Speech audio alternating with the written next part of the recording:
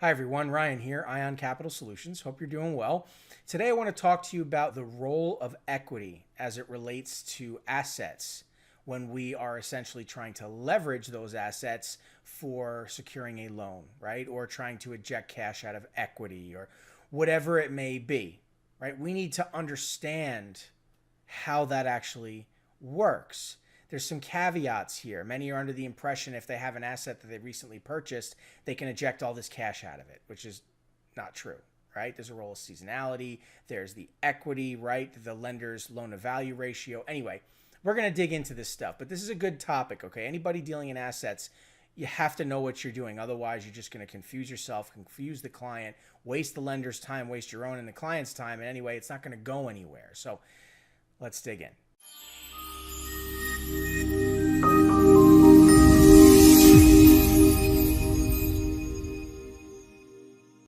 Okay, so leveraging equity, okay? Please understand when somebody purchases an asset, right, and the bank comes up with the majority of the money, that person doesn't own the asset.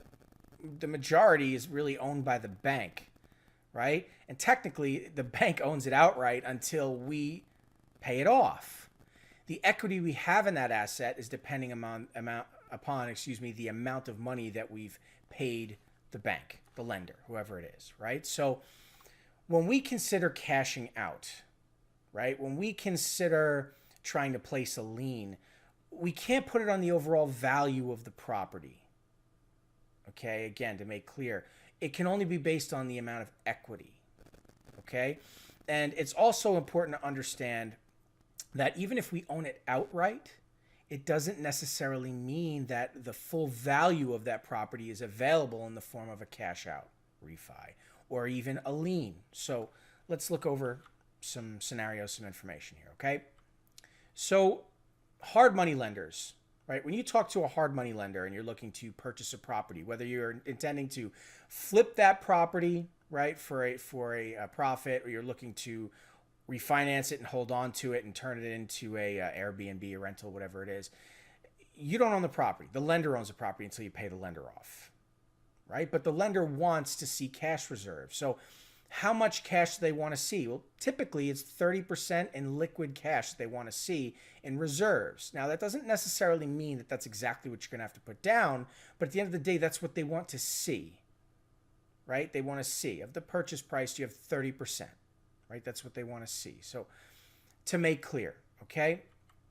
And when it comes to refinancing options, right, specifically cash out, understand that even a property you have significant equity in or full equity in, you own outright, they're only going to be providing roughly 65 to 75% LTV, loan to value ratio, of what they'll be willing to allow in you ejecting cash out, or even placing a lien on the property for in that amount, right? So if it's, 100,000, right, they would only allow 65,000 or up to 75,000, right? That you could eject cash out, or you could, borrow that amount and place a lien against the property, whatever it is, to make clear, right, or the asset, whatever it is.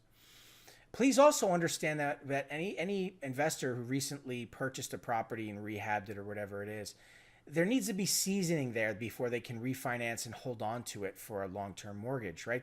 There needs to be at least 4 to 6 months seasoning, and that's just for residential deals, and it can be longer for commercial deals and whatever else, and there's nuance here, and it depends on the type of deal, but you have to understand the role of seasoning. They can't immediately refinance it. They also can't immediately eject cash out of it because they don't own it, because they have to pay off the lender, right? So these things need to be understood, and you're going to have clients that come to you with these questions, and you can't just say, yep, we can do that. Send me your docs. I'm going to forward to the lender. It's just a waste of your time and everybody's time. How many phone calls did you have on the phone with that client discussing this topic? That's the problem. This is the problem many brokers run into because they don't take time to understand these things and follow the correct procedure. So if you don't want these things to happen to you, know your stuff, right? Anyway, let's talk about securing a loan, right? When securing a loan, that role of equity is still there, right? If you want to purchase, you want to say to the lender, I need $100,000 for a cash injection to my business, right? That's what the borrower wants. The lender is only going to allow them to secure the loan against a certain amount of equity they have in that asset. But it's not that simple. It comes down to what kind of asset we're talking about. Is it real estate? Is it equipment? And is it vehicles? And if it's vehicles, what's the year, the make, and the model? Is there a market of sale of that asset in the case of default? If the client doesn't pay back, the lender is going to claim that asset and then sell that asset to get their money back. Does the lender even know how to do that? Is there a market for that asset? Is there value in that asset? There's going to be a role of appraisal, right? Whatever it may be for them to determine whether or not it's worth their time, right? I once had a client who had oil rigs all over Alaska and was pulling out giant golden nuggets out of the earth the size of my head and sending me pictures. And he had between diamonds and gold and large equipment and vehicles. He had so many assets and so many different things that I thought, wow, this is going to be the easiest client I ever had. He wanted, I forget, it was in the millions, whatever it may be. And I shopped this guy around to several lenders, and the lender said, listen, this looks like a great client. And if he wants us an unsecured option, we can do something for him, right? But at the end of the day, what he wants is something more premium and to secure it alongside of assets or whatever it is. And we're just not comfortable with that because we don't know what to do with those assets. What are we going to do with a 10-ton rig that drills for oil in Alaska? We don't know what to do with that.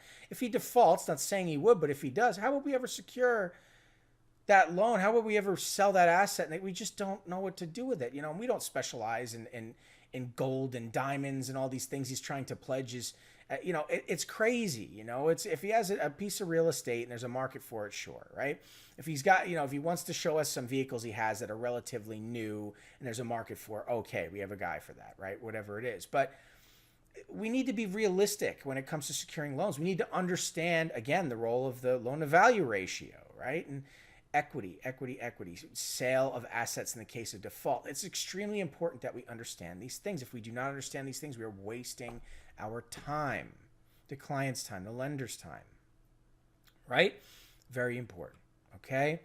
Also, when we qualify clients, we should always consider equity. We should always consider assets. We should give ourselves room for flexibility. We should have a multitude of products. Anybody who's just pushing a single product or one or two products, you're making a mistake. Yes, I can understand why a person would think I need to home in on one area and be an expert in a specific field with a specific product. But the problem is you don't know what you're up against.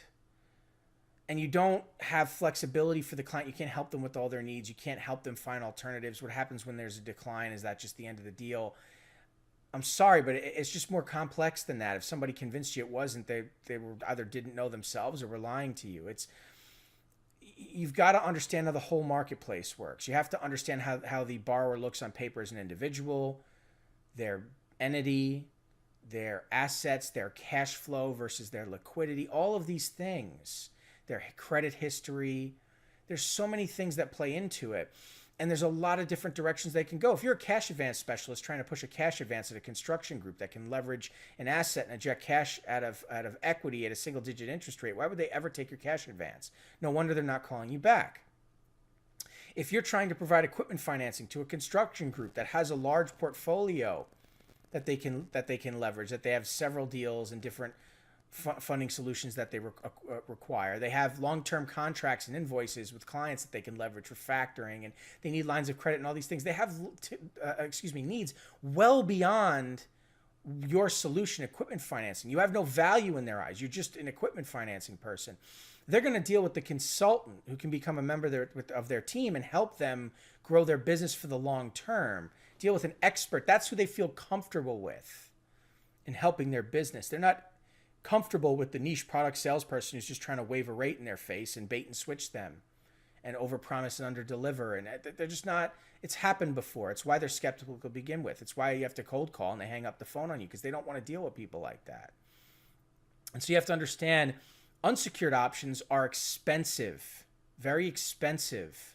And so securing a loan is less expensive, or utilizing an asset, and more specifically the equity, and ejecting cash out of equity is just a better route. So ask yourself, do you have this kind of capability? Do you even understand how this stuff works? If you don't, you should get into it because it's going to change the game for you, okay? Just use an asset list. Okay, it's very easy. This is very easy. I used to use this for a long time, right? They would just throw it at people. Hey, you have some assets, just fill it out, send it back to me. Really easy and simple. You can copy this, create it very easily for yourself. It's not anything out of control. Very easy to do, right? You can even record this information verbally over the phone with a client and write it down. Keep a stack of them on your desk. Very straightforward, easy thing to do. Okay. Always ask the client about their assets. Don't just focus on one product. Don't just focus on one area. Get the client, the entity, their cash flow, their liquidity, their assets on the table in front of you. Have a solid lineup of products. Understand what you can do for your clients. Become the expert. It'll set you apart, because the reality is you have to know your stuff.